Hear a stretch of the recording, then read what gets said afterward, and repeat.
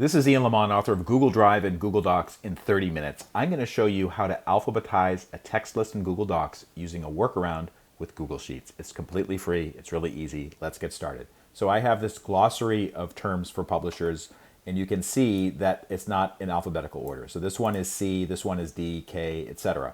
I'm going to take this whole list, which is like 4 pages long or 5 pages long, and what I'm going to do, the first thing I'm going to do is I'm going to copy the text. So go to Edit, Copy, and then I'm going to go to Google Sheets and paste in all that text I just copied.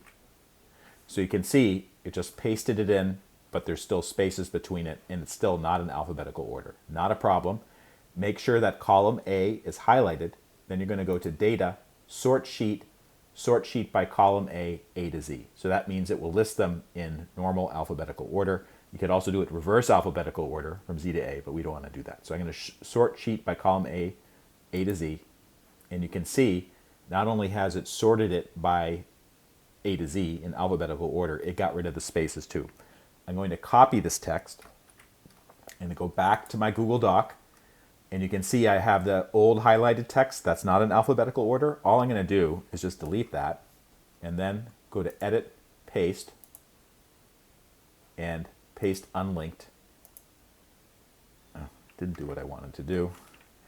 I'm going to do something else. Edit, paste without formatting.